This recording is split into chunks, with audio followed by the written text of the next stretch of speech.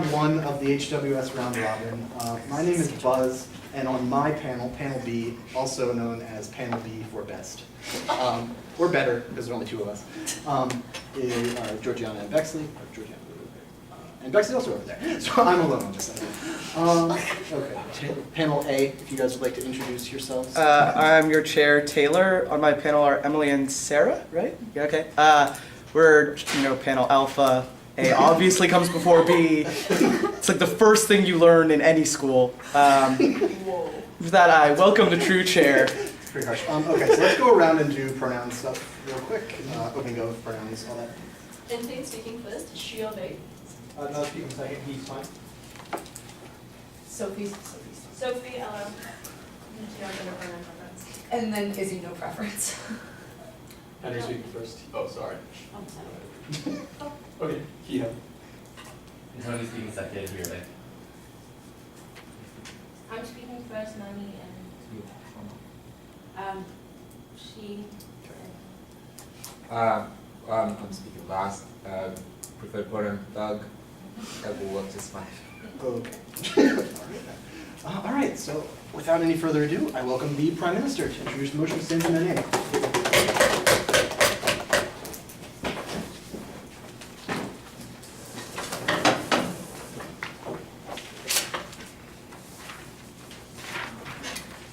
All good? Great. Camera and stuff, okay. Honorable panel, soldiers are heroes, but that's not all they are. And in our rush to valorize them, I think we often lose sight of what is most important. Two things here: ending wars more quickly and saving more lives. Arden and I are going to forward a case that does both of these things. Okay, I want to talk to you about three things in my speech. The first is about segregation within the army and how that leads to and perpetuates inequality within society. Second of all, about extended military operations and why this policy is particularly salient here. And last of all, about even if we can't stop wars, here's why we improve conditions for soldiers on the battlefield. This is not a brief policy. It's going to be a random draft of like everybody of acceptable military age, right? So there's going to be a minimum age limit, just like there currently is for signing up to be in a war. This is going to be regardless of your gender, your race, your religion, your socio-economic or geographic background, anything. Exceptions will probably be made for extreme medical conditions in the same way they are made right now. Let's say if you have like a supreme disability that affects your ability to be in the army, you cannot be in the army, and it's going to be a draft for any position within the army, so you don't necessarily have to be on the front line. This will be randomly and arbitrarily determined by things like your health status and medical checks and things like that. Many armies across the world do this, but mostly for drafts. Okay, first of all, segregation. And why is this very important? There is currently a division between the people who make the decisions and the people who carry out those decisions, and this applies particularly in terms of military operations. Why? Because recruitment efforts are often targeted at those that are going to be the most vulnerable to those recruitment efforts. Targeting those who are socioeconomically disadvantaged with things like scholarships that don't actually materialize and cause you to get a degree from a private university without any outcome. Targeting people who are racially disenfranchised and telling them that if you go to war and fight for your country, you will be able to make a better life for yourself. The myths that the army propagate only ever work on certain individuals, and those are the individuals that already don't get benefits from the rest of society. Why is this bad? Because it also means that the people who get to go to things like officers' school or get to go into the ROTC are often those individuals that are far more privileged than their peers, and those are always the individuals that are going to be making the decisions on the front line, oftentimes without having the first-hand battlefield experience that many of their peers that they will be ordering around will have. This also applies when you get to upper governmental levels, when they tend to make decisions about what kinds of war to engage in. Very often, because they work their way up from officer level as opposed to from foot soldier level, they will not be able to think of the ramifications of actually being a soldier and the kinds of extended military operations that go on. This means that when you have a group that's removed both on the officer level and the commanding level and the governmental level, you're often going to be engaging in wars that have detrimental effects for many individuals, even if you don't often consider them. So the cost of war will always have larger personal impacts on some groups rather than others. Why is this important? Because it means that when you have things like lobbying against war and status quo, you're never going to have the people who are actually influential come out against it, or if you are, they're going to be very, very few of them. Because their sons and daughters are never going to be the people that are personally affected. They are never going to be the people, or rarely ever going to be people, going onto the front lines in the worst possible conditions with minimal training. You know they're not going to be out there, and therefore you have less incentive to lobby against those kinds of wars. You also have greater incentive to enter those wars arbitrarily, because those people are depersonalized to you, and you're able to see them as cannon fodder that you can send out there to carry out the political aims that you want to in the country. Why then does a lottery solve this? First of all, because we don't need to draft everyone in the country, right? You probably don't need like the entire population to go to war. One sec back up.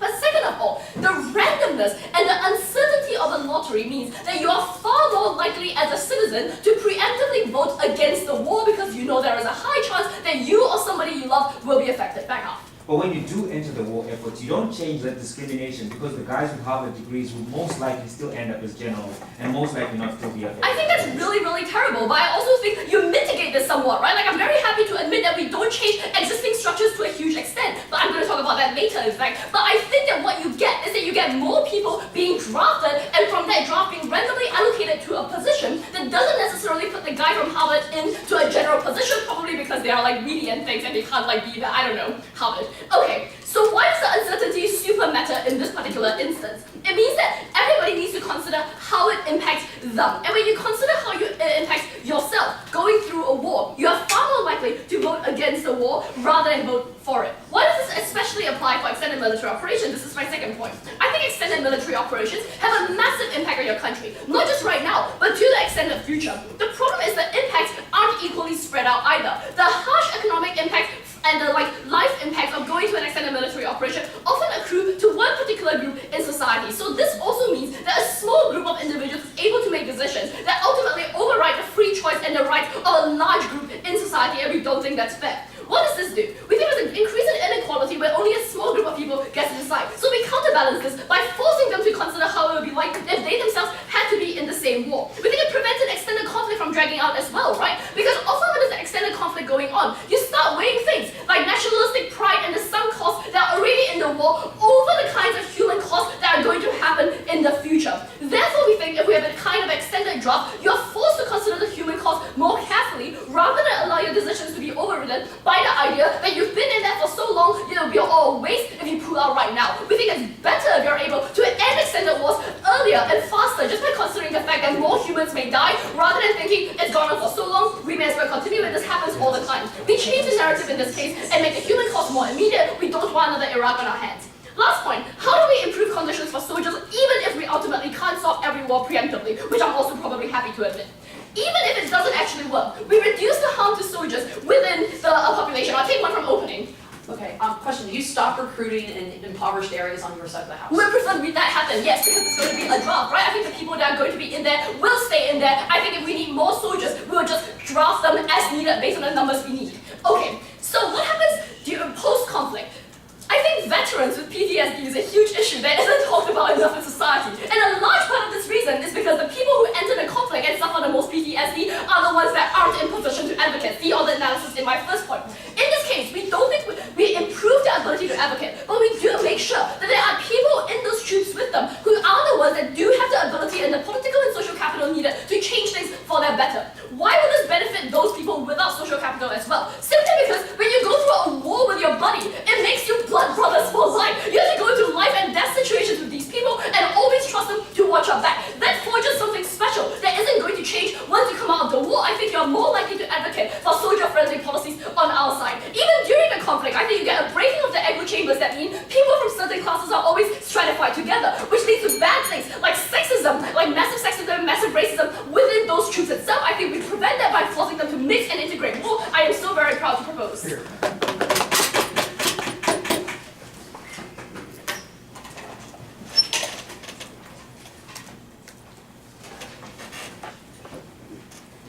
I welcome the Leader of Opposition.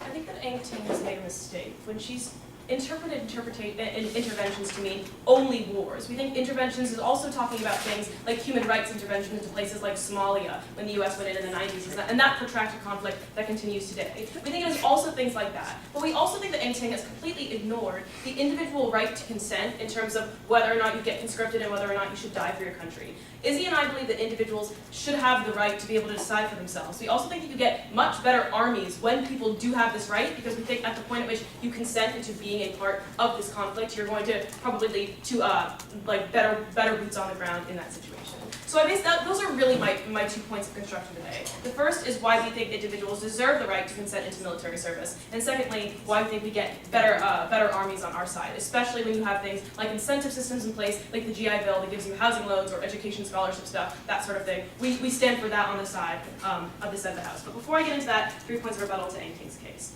On the first, in terms of segregation and vulnerable targeting, right? So I think that she actually is really unfair when she says that like it doesn't help out people who do get education scholarships and that sort of thing. I have lots of friends in ROTC who never would have gone to college if it had not been for the Army giving them money to do so. We think for a lot of poor communities, this isn't a coercive mechanism, it is a persuasive mechanism for people to want to engage in a system because they do get tangible benefits from that. We think that's a good thing. But secondly, in terms of the higher level segregation within the Army, we think that like the people who want to be officers are already going to be joining the Army. We don't think, like, I think Ankting concedes this point when she says that, like, we don't really think we're going to be changing that much there. We think that the types of people that are going to, like, want to be higher level officers are going to be the kinds of people who are unaffected by a draft. So I don't understand why we think we're getting any kind of change on, like, the hierarchical level in that sense. And then thirdly, the better part of this case is in terms of, like, the front lines and having, like, middle class people there and, like, the lottery, right? I think, first of all, I don't think this necessarily ends recruitment. Izzy brings this up in a POI. I think you still get a lot of the harmful, vulnerable targeting things, and I think we have to hear something out of Adnan to say why we won't also get that in the status quo, because we think that all those people, like all of these Army recruitment groups will still have the same incentives to go into these lower income areas. But secondly, I think that like just because you have middle class people there isn't necessarily a good thing. That goes into the next 2 points of rebuttal. First one on efficiency and self-impact. First of all, we don't like vote for referendum on whether or not we want to go into intervention to the status quo. So I don't know why Ankting thinks that simply like having it because it might be you necessarily means you're going to vote against an intervention. But secondly, in terms of lobbying power, the kinds of people who lobby for wars to happen are things like Raytheon and defense contractors who wanted us to go into Iraq because it was something that benefited them. We don't think you actually are going to get enough like political capital for people to do those sorts of things. And then in terms of improving conditions, I think like maybe it might be possible we get better conditions for people on boots on the ground. I think that might be true, but I don't think that weighs up against the violated right to consent and getting worse armies. So let's move on to that case now. On the first, why we think individuals deserve the right. So what is the context, right? Because what is an extended military intervention? It means things like the US going into Somalia, these long protracted conflicts that go on for decades.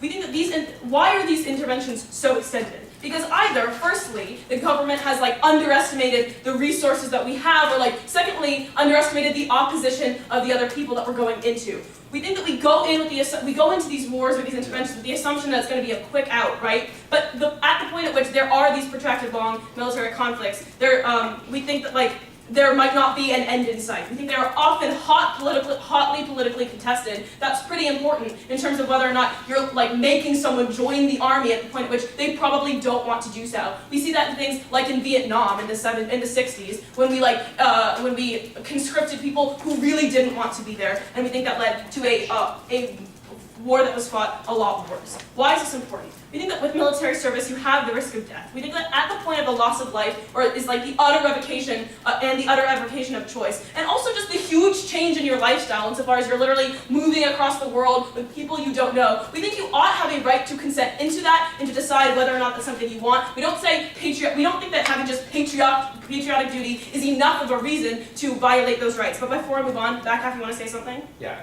If it's the case that people tend to underestimate the cost of war and what it means to those soldiers' lives, why is it bad to make people feel that cost more than governments underestimate the cost of war. That's what's important. We think that the governments are making decisions about intervening in places where they might not actually, where it might not be in their best interest to do so, but they haven't thought it out well. That's why it's so protracted, right? We think that individuals must have this option of consent. Why is this true? Firstly, they might disagree with the cause. Like, they might just not want to go to war. We think they have a right to not want to go to war and to voice that by not physically being present there at the risk they might actually die. We think secondly that at the point at which you would instate a draft because people are so opposed, we don't think the state has the mandate to go into that intervention. We think that states do that sometimes despite popular opinion. We think that is a problem and we don't stand for those interventions. We would rather the state just pull out. Because you have to remember these interventions aren't necessarily crucial to foreign policy goals, but might be much more things like human rights. So on the second point of construction now, why we think we'll get better armies. Because what are the best armies? When are they most like functionally operational? One, when they are cohesive. Two, when they have motivated soldiers on the ground who have a desire to be there. And thirdly, when they're goal-oriented, right? So why does a draft necessarily lead to worse armies? We think firstly that the people who are there are like fighting, but they're opposing the war, they're opposing the cause, they don't want to be there, they don't want to be on the streets of Iraq, and we think that the things that make a war good, that make it good for the people who are on the ground in terms of fighting it, as things like nationalism and fraternity and having a cause and wanting to be there. Before we move on, go ahead, Ting. Why does your individual right to consent to being in a war overrule the right of everybody else who has to be coerced into it? Because I don't think that, but I think I don't think that all these people are being coerced into it. I think that like having a scholarship, that's going to be my second point, I'll get there in a second. But I think that like the GI Bill, like giving you housing loans, like giving you vet benefits, I don't think that's a coercive thing. I think if anything, it is less coercive to at least say it is an incentive, it is something you can do, you don't have to do it, but it might be a good idea for you, is far less coercive than saying you have to do it no matter what. Okay, but I also think that like having the kind of like mental preparation of wanting to be on the ground in these military operations is really crucial when you're launching yourself into a community or launching yourself into that operation, because we think that you have much higher risk of things like dissent within the troops, like chaos, like backing out at the last moment is far likelier under a draft by lottery than it is by having people who want to be there. Because secondly, we think that an instructive structure of things like the GI Bill is much better, right? Like things like having those loans and education grants. Why is it better? Firstly, we think you get people who want to be there, they're going to be mentally prepared because they've consented. But secondly, we think you actually have people who have a stake in the military because they see it as lifting them out of poverty. They see it as giving them access and taking care of their own. The military is no longer the evil draft officers, but it's your scholarship fund. So we think you get more cogency, you get more belief in the cause, more pride, more desire to help, and you get better operations, which is eventually going to lead to shorter wars. We're very, very happy to oppose.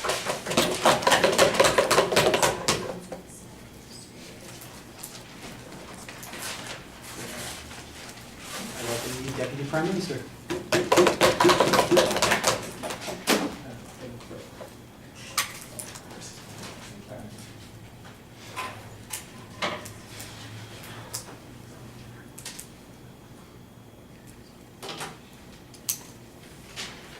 Sorry.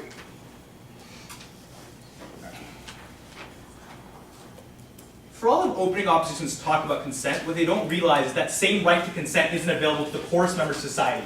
We say the people who actually are able to opt out of wars are those who are able to draft dodge, those who are rich enough to actually not need things like the GI Bill, those who are actively militarily recruited when recruiters come to those poorest neighborhoods and tell them the only way they can have a living is to join that army. We aim to counterbalance that by putting a cost upon elites who fight wars for their own interests. A lot more on that in my construct about why this is a counterbalancing narrative. Before that, 5 points to rebuttal, what we get of Sophie and what will likely come out of Izzy. First, they say the richest will still be generals. That comes out of closing off in a PY, also comes out of Sophie. First of all, compare that to an alternative in which the rich already get out of these wars. They draft us. They never sign on to these wars. Regardless of whether, even if you can see this in the worst case scenario, we say it is a better alternative at least when the rich are at least serving some role in the army. Secondarily, you don't just become a general. That doesn't just happen. You're not like, hey, welcome rich person, you are now a general. You oftentimes have to be a soldier. See the fact that Kennedy actually served as a foot soldier in wars. See the fact that his son was an Air Force pilot. You still have to take on meaningful combat roles, which means you do serve actual time in that war. You don't just become quote-unquote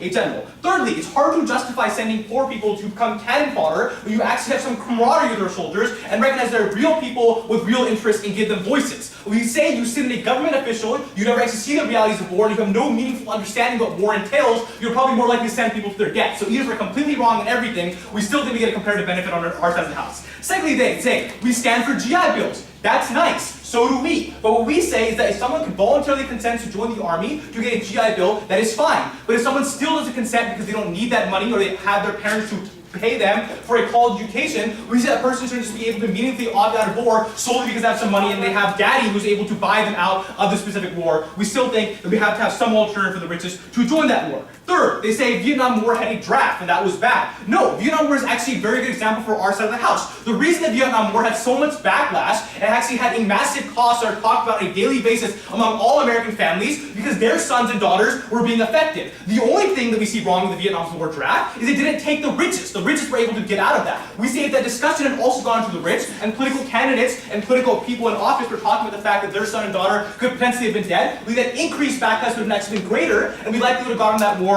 even sooner. Fourth, they say a draft is never needed. Armies need to be cohesive. First of all, it's just insufficient analysis to say that drafts are never needed. If you have the most cohesive 1,000-man army going in and invading a country or defending a country, it probably just isn't sufficient, even if it is the most cohesive army in the world. Sometimes you need increased manpower to serve as engineers. Sometimes you need people to hold territory and capture it. Sometimes you actually need to have a defensive front. These are things that manpower is necessary for. Thus, if it's true that a state needs that collective to defend them, we think that state appealing to a collective right to protect all people within their nation by infringing upon your individual right is fine and meaningful insofar as you derive your individual right from the protection and preservation of that state. Saying consent is always perfect is not dealing with the comparative that someone's comparative is violated if you don't engage in a draft. Secondarily, we think an army is much more cohesive when you have a poor person seeing that the war they're fighting is not for the interests of the rich, but instead they're fighting alongside another rich individual who is actually also potentially giving up their lives. You are more likely to buy into a war when you recognize that narrative isn't one that's bullshit. It's one that actually puts all Americans on the ground, not just one who's not all just poor individuals or black Americans who are fighting for white Americans' rights and economic interests. Finally, they say military. So Izzy asks this bizarre question. She's like, are you okay with military recruitment in poor communities? We think military recruitment in poor communities actually severely hikes when you no longer have a draft system, because now what happens is you don't have enough soldiers to actually have to go increase the military recruitment efforts in the poorest of neighborhoods, which means you actually increase coercion and decrease consent among the poorest because you have no other ability to approach the richest and actually get them involved in the wars. Open.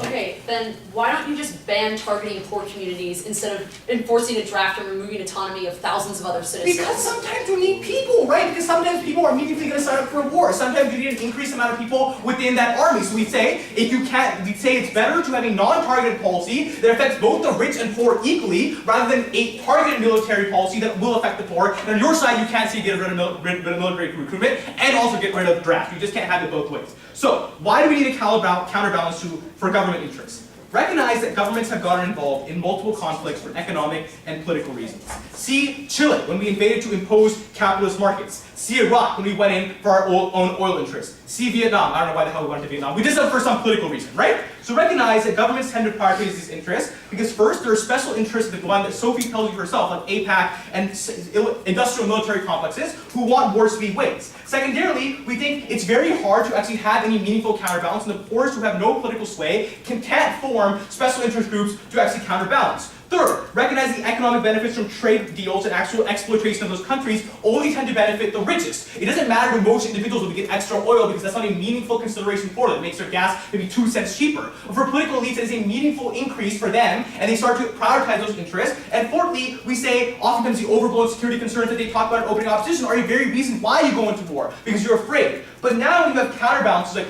the one that Enting told you, when your own kid might potentially be at risk for war. But secondarily, when other political elites are also advocating you, the ones with the most amount of political power are telling you, my kids might actually die in that war, we don't actually want to go to this war, you should increase the amount of backlash of people who actually can properly sway that government coming out and being against that war. Thirdly, when you see equally large grassroots movements but also special interest movements that could come out because now rich people are actually investing money into groups that are against war because they don't want their own kids being sent and potentially killed, that means you actually have a much more meaningful counterbalance. Do we perfectly stop war? No, but we think it is a more meaningful counterbalance to whatever they get on their side of the house. Back out. In just wars, all of your analysis leads to more incentive for people to leave areas where military interventions are needed in extended conflicts, reducing utilitarian. No, it's ridiculous. People can't just get up and leave their country, right? Like you actually probably do meaningfully have to be in that country. It's a ridiculous POI. Lastly, look, even if we're wrong on all the analysis I brought to you, we think at least some rich people, if they go in that army, likely will leave better understanding the way that army operates. Why is it important? First, because just from a military standpoint, you oftentimes don't understand the realities of war, and oftentimes just jump in because you don't realize what it's actually like to be on the ground. Recognize the fact that presidents who've actually been in war have actually been less likely to be prone to go to war because they recognize the realities and the injustices that happen on the ground. We think that's a significantly meaningful thing to understand. But also you understand that you change that narrative that war is a glorious thing. You recognize that people who are veterans come back and don't have meaningful protections and rights. You recognize that maybe the VA protections aren't proper for them. You start to change narratives, and it means that you better have an understanding of soldiers on the ground, which means you get all the policies that Enting talked to you about. You get better protections of soldiers who otherwise would be forgotten about. You get more likely to implement the GI Bill because you recognize that people have given up a massive amount of their own livelihood to serve as soldiers. So we think either we're wrong on everything, insofar as we just get better overall policy because some people understand war, what the hell they're getting themselves into, and it's just a net benefit on our side of the house, and they had to come up with an alternative how they solve for all the benefits of drafts, but also somehow don't reduce autonomy in any meaningful way. We don't think we're going to be able to do that. For those reasons, incredibly proud of the approach. Thank you.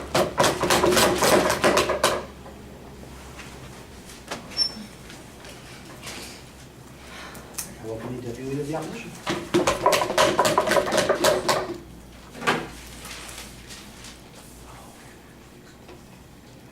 If enforcing a draft was the mechanism to get all of these wonderful changes, then after the Vietnam War, the US would never ever go into a terrible war again. We would have great veterans' rights. We would have all the benefits that they talk about on their side of the house that come after reinstating the draft, right? This is what Adnan doesn't get about the example, no offense, is that the only reason Vietnam happened, and happened to the scale that it did, was because of an instituted draft.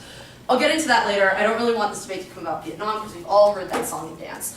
I have 2 points of rebuttal, and then I want to talk about how drafts actually create more extended and protracted wars, and you get less of the benefits that you see on their side of the house. But first, I have 2 points of rebuttal. First of all, I want to tackle this political capital thing. They're like, listen, all of a sudden, wealthy businessmen's sons are going to be slinging, like, you know, things over their back and like guns over their back and going out and fighting, and all of a sudden those businessmen are going to have enough political capital to end the war. I'm telling you that 10 senators during the Iraq War opposed intervening in the Iraq War, and even elected officials who are senators didn't have enough capital to prevent the Iraq War from happening, right? I haven't done enough to prove to me that just because you have money, just because you have some sort of power, that it's enough to stop a war or halt it. I think they've done a pretty terrible job of that, right? I think at the end of the day, there are still a ton of wealthy businessmen who have sons and daughters fighting in the army today. Like, yes, a majority are impoverished communities, but I'm telling you, my cousin who owns an Audi because his dad got owns a law firm, doesn't go to the military because he can't afford anything else, right? He goes into it for other reasons. But his dad isn't lobbying against wars. His dad isn't doing anything like that. At the point at which they've just failed to prove any mechanism besides draft political capital, I don't buy anything that they say on their side, right? My second point of rebuttal to this impoverished communities thing. 1, you don't see change on their side. I just refuse to believe that the Army will stop recruiting individuals. I don't think when you institute a draft, the Army is all of a sudden not interested in taking individuals who will willingly give up their lives, right? I think at the point at which you're still going to have a higher number of impoverished individuals joining the military, not because of recruitment centers, but because literally the government has screwed them over with options of college, with access to resources, right? If you want to change the way that impoverished communities enter the Army, change the situations that they live in, give them economic opportunities, change the societal issues underlying that. Don't institute a draft that doesn't actually change anything on your side of the house, right? But I also think it's patronizing rhetoric to get up here and say that just because you're working minimum wage makes you want to join the Army. That's not necessarily why. I think at the end of the day, a reason why a lot of impoverished communities do join the Army is because they either don't want to go to college, don't really want, or don't see the need to, or they're like, it's an option, right? Like, I really believe in my country. There are certain things I believe in, right? And they want to fight for their country, because when you live in dire circumstances, you typically grab onto things that are bigger than yourselves, right? That's why poor communities tend to be the most religious. That's why they tend to be the most nationalistic. It's because those are ideas that they grab onto and encourage and entrench in themselves, right? So I think there are links for also why all of a sudden there are more impoverished individuals in the Army are also taken down, right? Or at least mitigated to an extent that they want to show you. Okay, before I move on, I'll take a back half. Sure. So people might have a choice as to whether or not they want to weigh the cost of joining the military. But is this concept meaningful if the people who could choose not to enter the military are put in that position based on arbitrary factors like who they were born into? Okay, but that's also asking, is it fair for someone in an impoverished community to all of a sudden work in a chemical plant that's probably going to give them cancer, right? Are you all of a sudden going to ban all low-income jobs that have health risks, safety risks, livelihood risks, because it's not an actual choice, right? At the point at which you have no mechanism for giving these individuals real choice, at the point at which these individuals are still going to be forced into jobs that are riskier than any other wealthy American, are definitely not going to pay as well, I haven't seen any reason for your side to deal with this, right? It's unfathomable to me how we've gotten no analysis as to why a government would want to institute a draft and how this has been, whatever. Okay, so how do we actually get extended conflicts on our side, right? So first we get all of the analysis coming out of Sophie about how you get less cohesive armies, right? So you get army individuals who are focused on dissenting, you get more Chelsea Mannings who refuse to actually act out on what the government is saying because they're there against their will, they feel patronized, they feel like they're not being taken seriously, right? But you also see these things with Bo Bergdahl, right? This is a huge thing, so people like Bo Bergdahl, all of a sudden when they realize that they're not in line with what their military structures have been doing, they don't agree with what their orders are, they don't see these things, that's when you get defectors, right? That's when you actually risk military operations because individuals feel like they have no actual allegiance to their soldiers, right? One of the reasons that soldiers work really well together is this idea of brotherly and now sisterly love, good job, America. But like, it's a thing of like, it's like that like kind of mentality that actually motivates people to actually stick together and keep together. When you take away one of the biggest things, having a goal, having a solid goal, especially in extended wars, where typically like 5 years in, you really don't have any idea what you're fighting for anymore as a soldier, right? At the point at which your goal was to like get rid of Saddam Hussein and get out and you're still in Iraq, you have to find reasons to keep going. We think when you institute a draft, you even further make these, like, you even worsen these reasons, right? You actually remove the ability to find any sort of like happiness within these things, right? And I'll take you in a second. But the second point of this is why it takes longer, because you also get things like political disunity, right? One of the reasons that the Vietnam War did take so long is because even though there were large counterculture protests against the Vietnam War, there were still huge swaths of the population who were very interested in staying in Vietnam because the Red Scare was real and McCarthy scared the shit out of everyone and everyone was like, fuck the commies, right? So you still have a right-wing party and a right-wing constituency that is still going to be pro-war. What ends up happening is when you cause a draft to happen, you actually even further polarize these sides of the issues, right? Because now you have put people on defensive for defending the war, you put people more on the offensive for being forced into a war, removing this autonomy, and you have more stalemate with actually deciding what to do, right? Do we pull out? Do we stay in? Do we stay in to reconstruct the cities that we've done, right? You get more confusion. That's one of the reasons Iraq has lasted so long, is because we have no political cohesion on what to actually do in Iraq or what we want to see solved. Go. Look, on both sides, some people are going to join voluntarily. On our side, the combination of uncertainty and compulsory drafts means that other individuals who don't volunteer must necessarily consider the cost of war. This means that every senator must consider that he himself might have to get drafted, not just see it as an abstract cost. Okay, yeah, and at the same time, I just still don't necessarily think that you get all the change. Like, yes, maybe I as an individual am now worried I'll go to draft, but does that necessarily mean you're going to politically motivate me to, right? At the point at which these people have so much political power that they can overturn a war, I'm pretty sure they have enough political power to also, like, say, please don't send my son, we'll pay for someone else to go in their side. Like, I think you need to realistically look at the kind of links you're presenting to us and why they aren't working, right? Okay, so at the point at which the government now has a draft, right? Why do you get extended conflicts? Why do you get worse conflicts? It's because now you have an endless supply of soldiers, right? Because drafts still affect impoverished communities, drafts still affect like elite communities, right? You now have this ability for the government to shift its calculus from thinking, okay, we're losing this war, we're doing really poorly, Somalia's in a hellhole, maybe we should end it to thinking, oh, well, now we have an endless supply of soldiers, we can keep going, maybe if we try new strategies, maybe if this is something else we can work, right? Like, I don't think the government wants to kill its civilians, but at the point at which civilians are now made an disposable resource, we think that you ruin the calculus for them, the government officials, to actually weigh the lives. You say that you want me to think of my life being taken away. We want governments to think of the lives that they are taking away, and you remove the ability to do that with drafts. We are proud to oppose.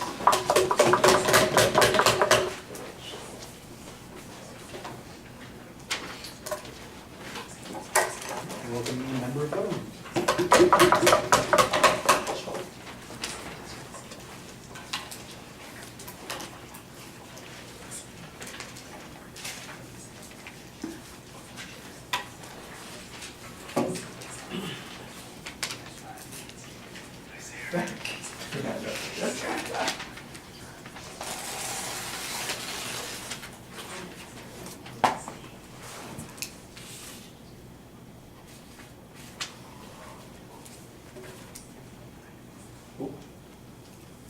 Where it seems like this policy most departs from the status quo is in, for example, particularly Western countries that have not had a draft in a while. What this means, though, is that since the days of World Wars and Vietnam, legal requirements and national demographics have changed dramatically. But it is not the case that the military and the composition of that military has changed. We see it is often still the case that men of a particular set of races are the ones that dominate the military. So yes, OG took the obvious arguments about why this might change incentives in the abstract. What we want to bring to you about why this policy is particularly revolutionary is what happens when it is the case you massively increase the amount of women that are in the military, when you massively increase the amount of Asians and Muslims so that it actually reflects the demography of a particular country that is fighting a particular war. We think that is what's revolutionary. That's what we bring in extension. As such, 2 points from closing government. First of all, an actual principled justification for why military success is a public good and thus why the burdens have to be distributed equally. That responds to opening opposition's challenge. Second of all, an explanation of this revolutionary nature of this particular policy in terms of military structure. I actually think the impact is so big here, it's going to beat all teams. We'll explain why in the impact section. First, one outstanding piece of rebuttal, the rest integrated. Opening opposition suggested in the last minute of that last speech that there's an endless supply of soldiers, and that is why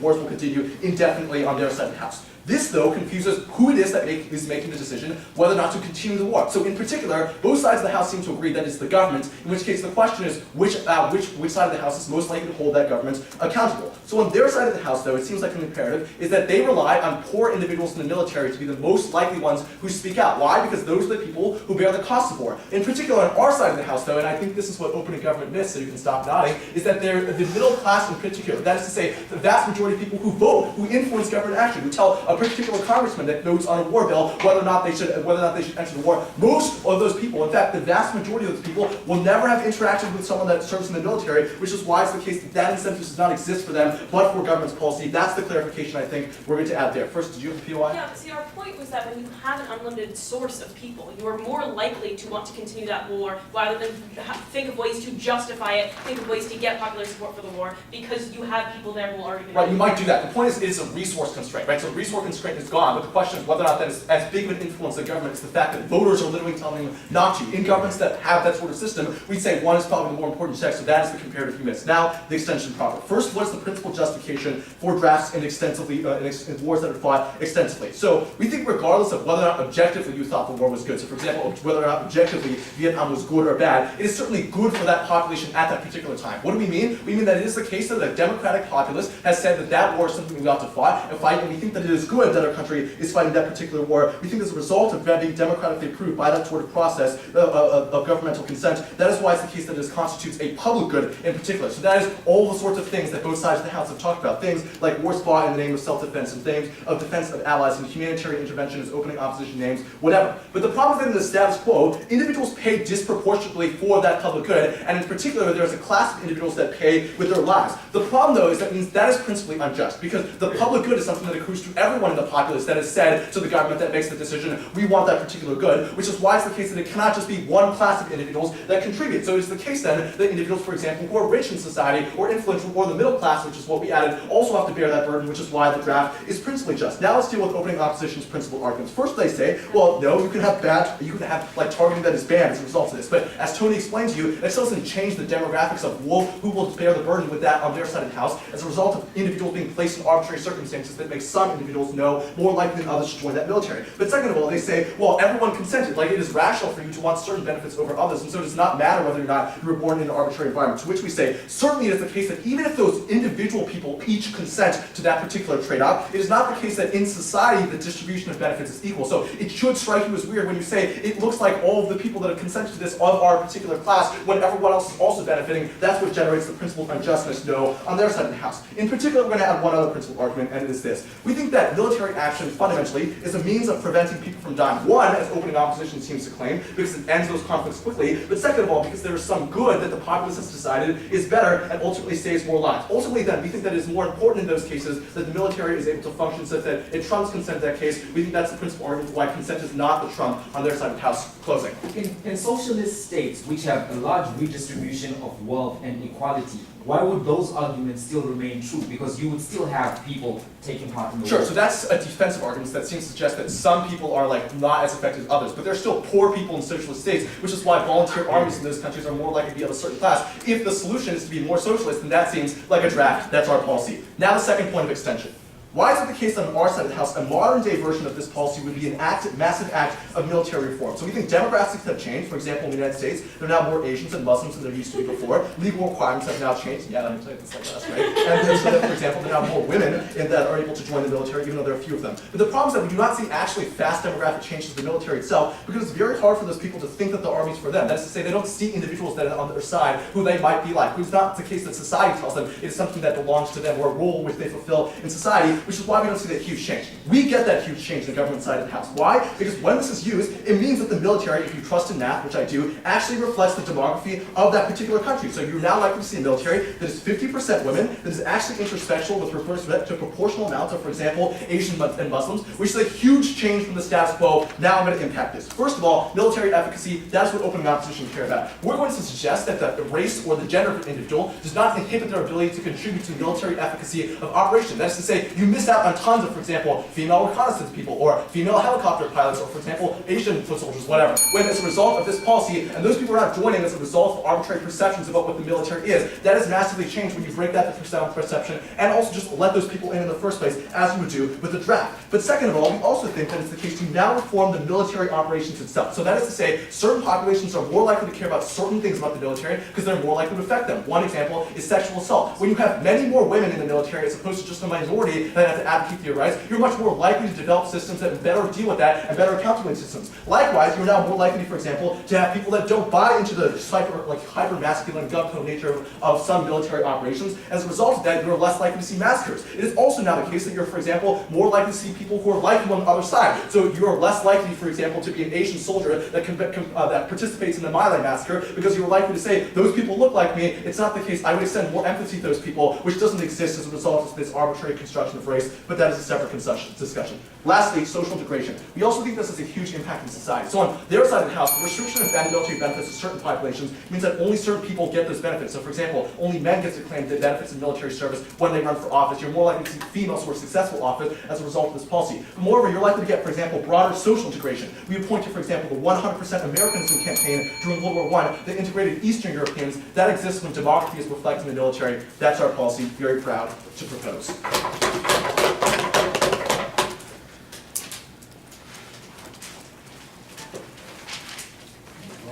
You're in opposition.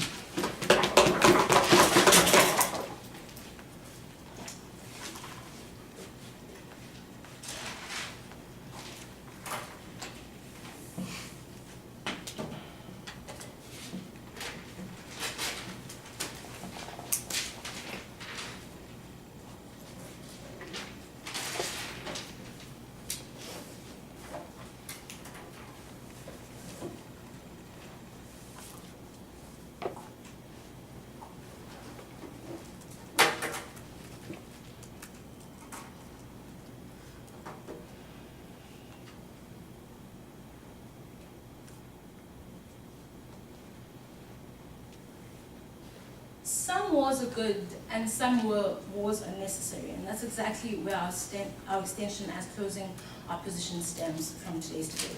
We will focus largely on interventions and why states like the United States ought to make sure that we have longer wars, but extended wars, but largely wars, troops that are capable and troops that are willing to stay in war, for states that have that need regime change, for states that have large massacres and large human rights abuses. We'll argue that in a state where your military moves out fast, you don't allow for regime change and you don't allow for human rights protection, which is what states like America have promised or have assumed the role to do so on a global level. Right? So I'm going to first of all recharacterize this whole debate.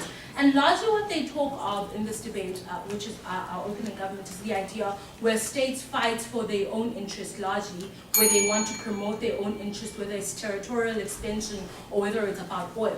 And we'd like to redirect that debate and say in most instances the wars that take place now are civil wars, right? Where dictators are actively killing their own people, and countries like America, who are part of the the UN Security Council, have assumed the role to protect through things like the responsibility to protect, and how they ought to implement policies that allow their militaries to last longer and that allow their militaries to function properly. So let's go into a few issues of rebuttal. The first idea that we get from this side of the house is that we end segregation within the army, and therefore we have a transformed army, which is also largely what the closing gives us in this debate.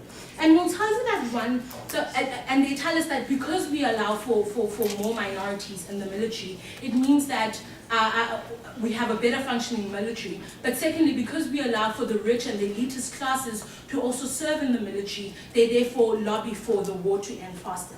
So we have two responses to this. The first response is that the randomness of the randomness of your draft doesn't change the structural developments of the military. It doesn't change the fact that the people who are in power, people that have inherited their seats in power, it doesn't change the fact that even though you serve for 2 months on the ground, you're most likely to get a promotion more than a person who's not known in the military and who's a minority that has never been heard of. What this means is, in terms of class division in the military, you still have the rich people in higher seats, and you never have them on the ground, so they never fight the war. So it means they never get physically implicated. It means they never have to stay away from their families, so they don't need to lobby for the war to be shorter. But secondly, we'd argue that these individuals are the ones that are connected to firms and industries that produce weaponry. And here we're going to argue that for some people in the military, war is a business where you can sell weapons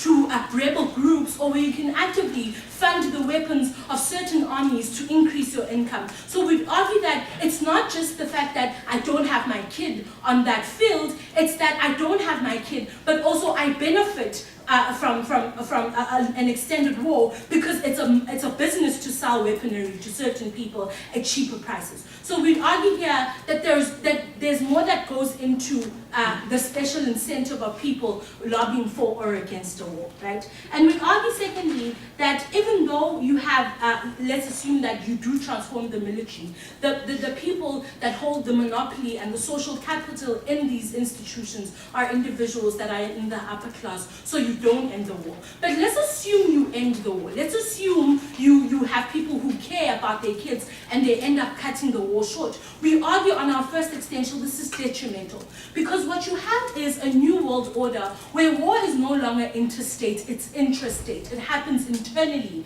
in the state. You have active repression of people through militaries. And what this means is when countries like America actively create a new world order and develop institutions like the United Nations or the United Security Council nations, they assume the role to protect those that can't protect themselves. So this is why they develop doctrines such as the responsibility to protect. So in a world where you actively stop militaries from going to war, you then allow the dictator to carry on abusing his people on the ground. And in a world where you don't, you'd have peacekeepers and troops who are actively fighting on behalf of the people using intelligence from America. In instances where you don't have this troop, what happens is you lose the soldiers, you lose their intelligence, and you end up having rebel groups and dictators actively repressing their people because these people don't have anyone to defend themselves. Yes.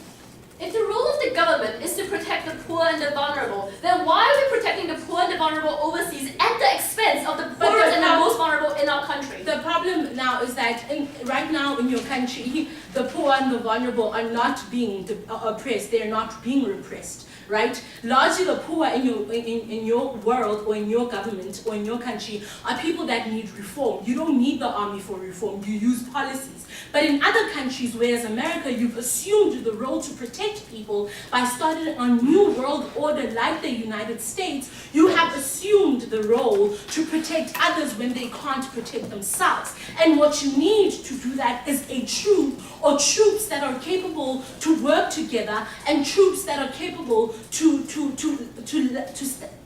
stand long, extended wars. And in a world where your policy works, we lose those troops, and we argue, then as America, we fail the duty that we have to the world, or as a developed state, we fail the duty that we have to the world to protect human rights in instances where dictators and other institutions abuse these human rights. So in that regard, you lose an extended army or a capable army that we actually need. The second extension that we have is this idea of how if you force people from minorities like the Muslim religion or individuals like women, what you end up having is people that are galvanized. Because what happens with America in instances where they fight against other countries like Iraq, you put in Muslims that have to fight against their own religion, right? What you do then is because they see their people dying every day, they see their mosques, they see collateral damage in their home countries, right? You anger them, you galvanize them. This means two things. It means two, you have turned people inside the military, so people who are willing to betray you within the military because they are so angry at you for harming their people. Or lastly, you have a recruitment base that was started from your own army for terrorist groups outside. So you make the military troops weaker internally, and you make them angrier internally. So with two extensions, we need extended wars, and you take that away for people who need it.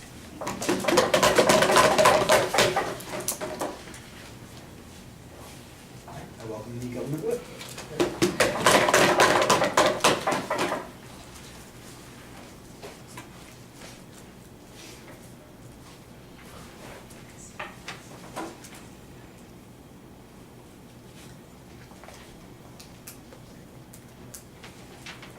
Panels, the mistaken assumption in the opposition extension was that all humanitarian intervention or all Western intervention is necessarily going to be successful or good. We don't think that that's the case. That's the first piece of rebuttal I'm going to put up front. Then I'm going to get into three areas of analysis. First, is this policy ethical or moral? Secondly, how does this shift the political calculus of going to war and of maintaining war? And finally, how does this change the composition of the military, the key area of extension we brought, and how does that change military policy? So first on rebuttal to the extension. So they told you that this would deter intervention where Western states have a responsibility to protect, for example. Two responses to this. First, we'd say that if that norm is true, if there's an international norm of the responsibility to protect, we think in a significant number of cases where there are massacres, where there is active genocide going on, or there's an ally that has a strategic interest in having the United States or the European Union intervene, it's the case that those interventions would still occur. So if it's the case that South Korea is suddenly facing aggression from North Korea, it's not like the US with a draft is suddenly going to sit back and let that happen. We think that there are strategic reasons that can be expressed to the populace, and the populace would still support that conflict. But secondly, we think that not all interventions are going to be good when they're carried out by the West. So we think oftentimes what happens is that if there is an intrastate conflict that's a civil war, you don't get sustainable peace when the opposition group or the rebel group can just say that this conflict was a Western plot to overthrow, to limit their power or to limit the power of a minority within that country. So we don't think it's the case that intervention automatically it leads to this unbridled good where you have sustainable democratic countries after the conflict. We think you get that system much better on our side of the house when you don't have the West intervening in military by putting boots on the ground that allow a certain narrative of intervention to be portrayed in that country. But when you allow the West to intervene through diplomatic measures, like having UN negotiations or a negotiation on a ceasefire, etc., where those things seem like the population and the groups within that country are actually empowered and have a voice in that process, we think that's much more sustainable change on our side of the house. Opening. Okay, so what you argue for on your side of the house is draft by diversity quota, not draft by lottery. All of the things that you claim are benefits are not guaranteed, and everything is arbitrary. Okay. A lottery makes it statistically very likely that you get a representative, a group of people, compared to the status quo. That is what, taking a random sample means if you've taken any statistics course. So first question of analysis, is this policy ethical? Two considerations here. First, consent. They told you that individuals have a right to have their consent respected. Two responses that we gave to this. First, we told you that it's not meaningful consent for a lot of individuals at the point where the people who have the option not to choose to join the military are individuals who are advantaged based on arbitrary factors. And we think that while we wouldn't ban people from taking a job that might present certain health risks, we think that you should probably regulate that and you should probably impose certain limits on that. We think that the limit when it comes to the military and redressing that kind of coercion is probably stronger. Secondly, though, Henry told you that the individual right to life also matters. I think the opposition forgets that people die in war, civilians die, and those people didn't consent to having that harm imposed on them. So if we make conflicts less likely and conflicts less bloody and less violent, then we protect those individual rights to life, and we think that that matters more than the consent of some wealthy individuals who wouldn't have chosen to go to war. Secondly, we talked about fairness. So we told you that the public good of security and national self-defense is something that everyone benefits. But essentially the status quo where you have an all-volunteer force in most Western countries, it's the case that those people who are poor are essentially taxed with the possibility of losing their lives as a group. We think that's really harmful on our side of the house to say that that's an acceptable distribution of burdens and benefits for this good that everyone benefits from. We think that there's a massive fairness thing to the group of individuals who are marginalized overall. Second question, how does this change the political calculus? We told you that all volunteer force tend to be composed of the poor and marginalized because they're the ones who have the least to lose from risking their lives. That's fairly obvious, and opening set that up for you. So here's the problem with this analysis that they gave against this. They told you that first, there would be draft dodging. I think the model largely excludes this because there are democratically accountable institutions that would publicly broadcast the lottery numbers that were chosen, etc. So we think that, and the exemptions are going to be very narrowly tailored. The reason why people were able to draft dodge in Vietnam is a lot of people just went to college and we wouldn't allow that on our side of the house. Secondly, they told you that privilege would still exist, so the wealthy might get cushy jobs or high-ranking jobs. We break that privilege down at the point where in extension we identify that more people from less privileged groups are now entering the military. So more of those individuals are going to actually get those positions in the long run on our side of the house. The final argument that the closing brought you was that the military-industrial complex and other lobbying groups also play a political role, so we don't get this kind of change when you have more people from the middle class and the political class possibly at risk. We tell you that you get more attention to the military-industrial complex at the point where it's not just poor people who have to suffer from the fact that these lobbying forces exist, so you get more voter attention from the middle class who now has an incentive to care about that and end that. Closing. So, considering that the demographics of America are mostly representative of 99% being not the wealthy, under your lottery system, you still get 99% of the army being the poor. You get more middle-class people who might be earning $60,000 a year, who wouldn't have otherwise had a family member or a close friend who's serving in the military and actually care about the cost of conflict. Because in the status quo, or argument, is that it's mostly those who don't have a high school diploma, etc., who are joining the military. There's some political families who might have a history of military service, but we think that largely the individuals who bear the cost of death are those individuals. We change that on our side of the house. Final area of analysis, how do we change the nature of military policy by changing the composition of the military? We don't think this was sufficiently responded to. We got one main strong response, which was that you're more likely to have defectors who go to rebel groups or terrorist groups, etc. First, we think it's probably unlikely the vast majority of the countries where this policy will be instituted in democratically accountable way. But secondly, we think that you're more likely to have defectors more likely to have defectors when people are going to war unjustly for conflicts that most people don't support. So you have poor individuals who are forced to fight for a conflict because the rest of the public can just send them off to war without having to worry about the political ramifications of that. Ultimately, we get less atrocity on our side of the house because you don't have the racialization of the other as foreign, and a lack of concern for civilian deaths at the point where you have a more diverse army. You get fewer people who just join the military because they buy into the hyper-masculine norm of violent dominance, and you reduce those kinds of civilian harms. At the end of this debate, we think that clearly civilian casualties and the right to life are important. We prevent that kind of harm on our side of the house. We're proud of folks.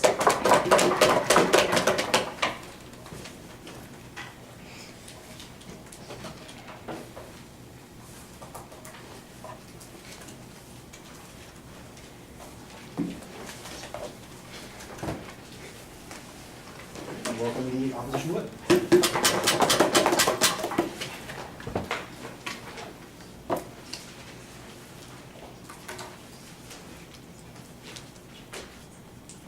At the beginning of this debate, we were given a metric by the Prime Minister.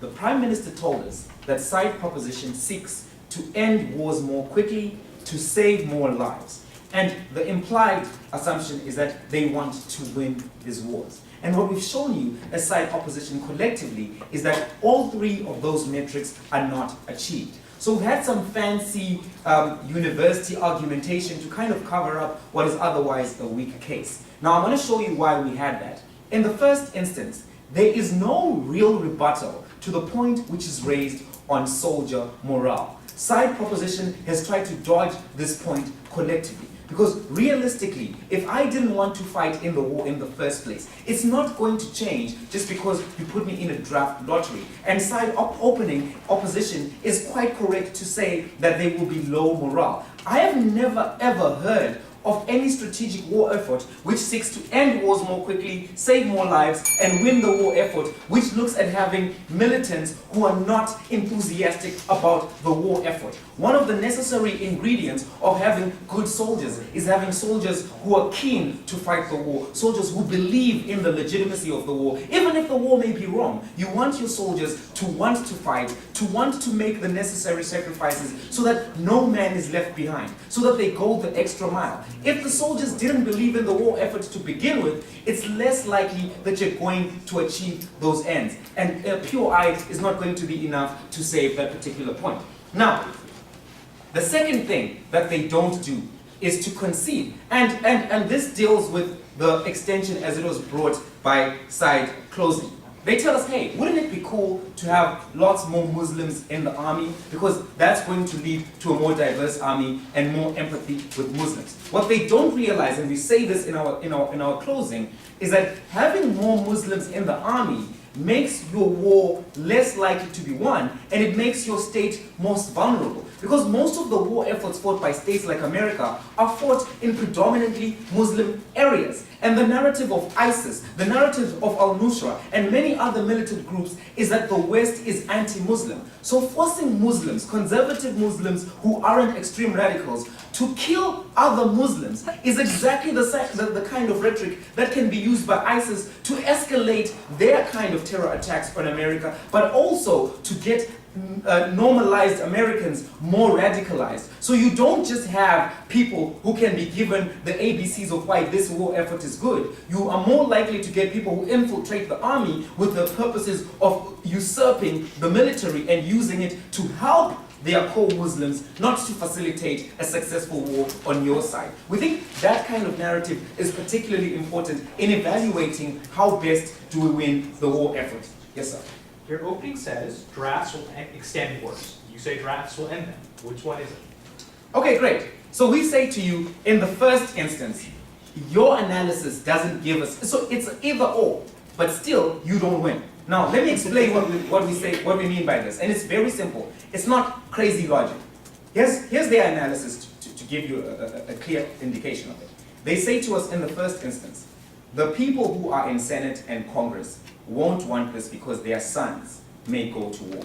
And in the second instance, they tell us that the civil populace won't want this because, they don't want to go to war. So what's going to happen is that people are going to want to pull out of extended conflict.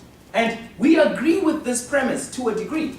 And what we say is in those instances, it's bad when wars are just. We don't want congressmen and senators to pull out of areas where there has to be, by necessity, an extended war effort, where there has to be an extended intervention, because OO was correct to show you that this isn't just war, it's interventions. We don't want America to pull out of areas like Rwanda quickly because the senator got uncomfortable because his son could get drafted. We don't want a finicky America to pull out of areas where they intervened because they've taken the obligation to be the policeman of the world. A case in point is Libya. What we saw with Libya is that the US was quick to do the no-fly zone and quick to leave. And now Libya is a torn-up state. This is not the kind of stuff we want in areas where the USA has special interest. Now, it may not be the best thing for a state to go out and get oil for itself. But when it is in your interest to go out and get oil for yourself, when you act idiotically and you destabilize the very place where your oil comes from, we argue that's illogical. But also, that is contra to the indications of what you told us were your aims. Namely,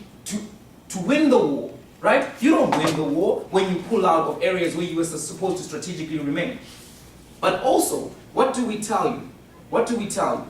We tell you that the choice is not a coerced choice. A lot of times, this choice is made knowingly by the participants who want to make this choice. And further than that, the argument that there is a disproportionate benefit is not always true in states where distribution of benefits is more equal. States like Switzerland or the Netherlands. But further than that, what we tell you is that the same argument could be used for the police who do face the risk of death disproportionately to the rest of society, or the bomb squad, which disproportionately faces the risk of death for serving society. The very idea that I could die because of the job I'm doing doesn't necessarily mean that my choice in doing it was not a just choice. Closing.